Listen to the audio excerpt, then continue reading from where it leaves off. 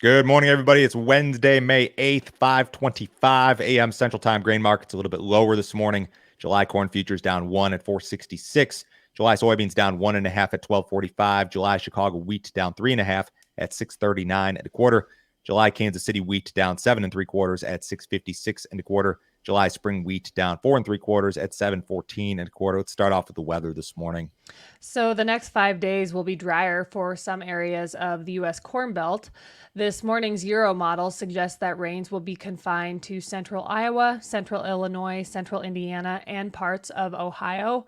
Most of North Dakota, South Dakota, Minnesota, Wisconsin, Nebraska, and Kansas should stay dry. More substantial rainfall is slated to return during the 5 to 10 day period. A huge portion of the central and eastern Corn Belt may see substantial rainfall totals during this time. Western areas of the Corn Belt, in addition to the northern plains, will be much drier by comparison.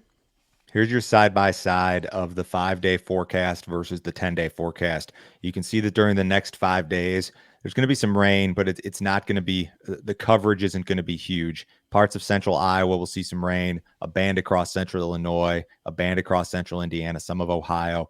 Minnesota is going to be dry. Wisconsin's going to be dry. The Dakotas, Nebraska, Kansas, northern Missouri are going to be dry. This is according to the Euro. The GFS looks a little bit different in terms of locations and coverage, but similarly dry for a lot of places. And then that 5 to 10 day window, things really open up again for the eastern, call it 2/3 of Iowa, a lot of Missouri, all of Illinois, all of Indiana, all of Ohio, most of Michigan.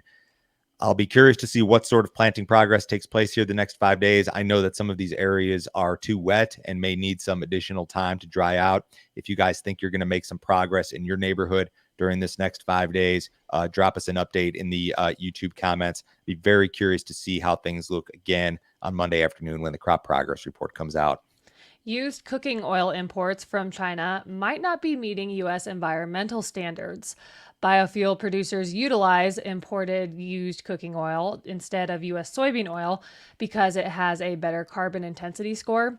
The feedstock is also favored due to its competitive pricing against soybean oil. Industry groups and biofuel companies are now questioning if used cooking oil imports from China are fraudulent. They are asking the U.S. government to increase its inspection of the imports. There is concern that Chinese exporters may be mixing the cooking oil with palm oil, and palm oil is not environmentally friendly due to its link to deforestation and labor abuses. U.S. imports of used cooking oil more than tripled last year, with more than half of those imports coming from China. Fraudulent used cooking oil. What a phrase. Yeah. Mackenzie, believe it or not, I'm not a scientist, but I had a couple of Oh. thoughts when I read this. So, we are importing used cooking oil from China. So we're taking it, we're putting it on a boat, we're shipping it to the US, and Mhm. somehow that has a lower carbon intensity score than soybean oil that's produced with US soybeans in the United States. Maybe Right. there's some science behind that, or maybe it's just policy. And it Mhm. appears like a lot as if a lot of this stuff we've heard when it comes to like GREET and SAF and renewable diesel, it seems like it's more policy than science. But again, I'm not a scientist. If you guys are scientists and you have opinions that are better than mine or more accurate, drop them in the YouTube comments. The second thing is that so they use a lot of soybean oil as cooking oil in China, the way that I understand it. They also use peanut oil, among other things. So this used cooking oil category is made up of a number of things. But think about this. Where is China getting most of their soybeans now? They're getting them from Brazil, and they're crushing Brazilian beans, turning them into cooking oil, cooking with it, and then shipping it to the US where it's being used to make renewable diesel, apparently at the expense of the US farmer. You look at soybean oil prices, lowest since January of 2021 last week. This is a market that not so long ago, we were told we were going to run out of soybean oil. We needed more acreage, all of this renewable diesel stuff. It was going to result in this need for all these additional acreage and crush plants, and that's just nowhere to be found.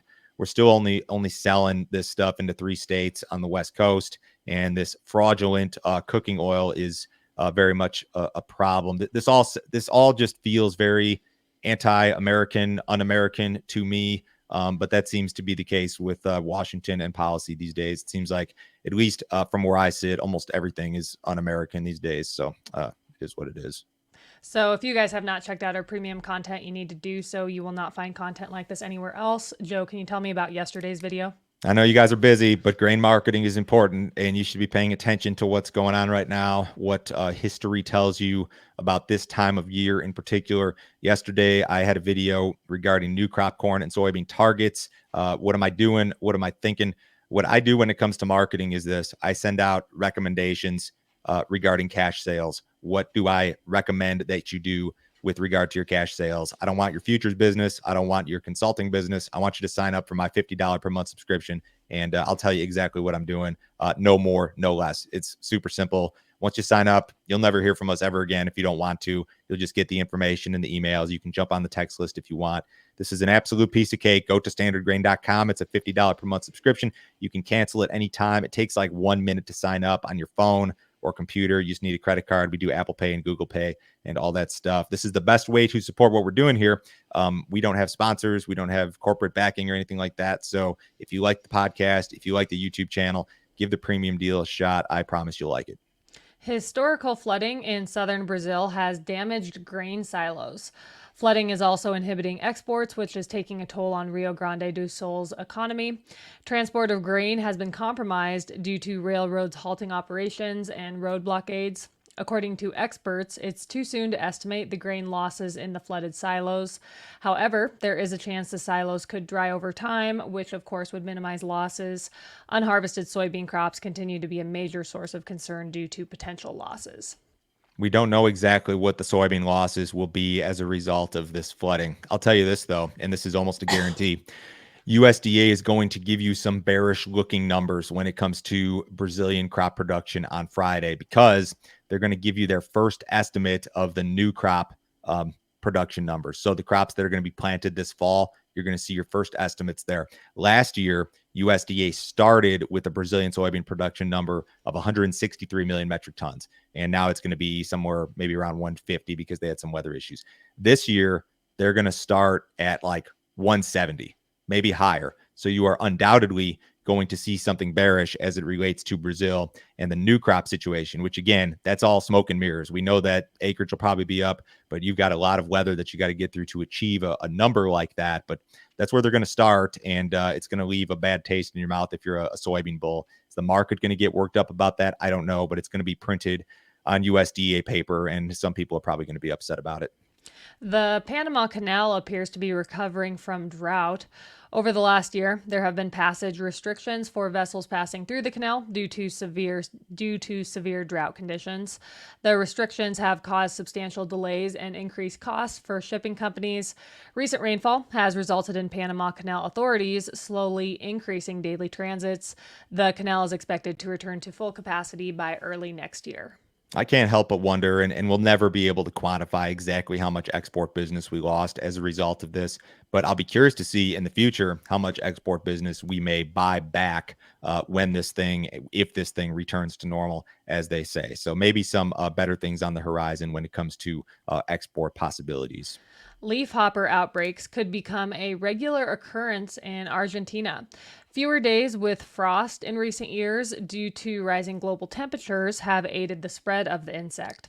As temperatures are expected to continue to rise, some farmers are planning to reduce their corn acres. Instead, they intend to plant more soybeans as they are unaffected by the insects. According to Dr. Michael Cordonier, Argentine farmers will be able to adapt to this situation in a few years, but the current losses are terrible. It's estimated that this year's leafhopper outbreak has destroyed roughly 10 million metric tons of corn production, and that number is expected to increase. USDA will give us an update on Friday when it comes with regard to their Argentina production estimate. They, of course, have been very slow to move lower when it comes to the South American production numbers. What do they do on Friday? I don't know. This article from Reuters was more kind of like a big picture thing, like, hey, maybe down the road, next year, 2 years from now, maybe corn acreage is going to be reduced because of that. And it's because they have less frosty days. And if this graphic is accurate, I suppose that the warmer weather allows this insect deal to increase and damaged crops. I don't remember hearing about this last year. Maybe it was probably out there. I just don't know if it was as big of a story. So I don't know. Maybe some long-term production implications. What did cattle do yesterday? The cattle markets had a positive day. Feeder cattle futures were an average of $1.60 higher. Live cattle were an average of 106 higher.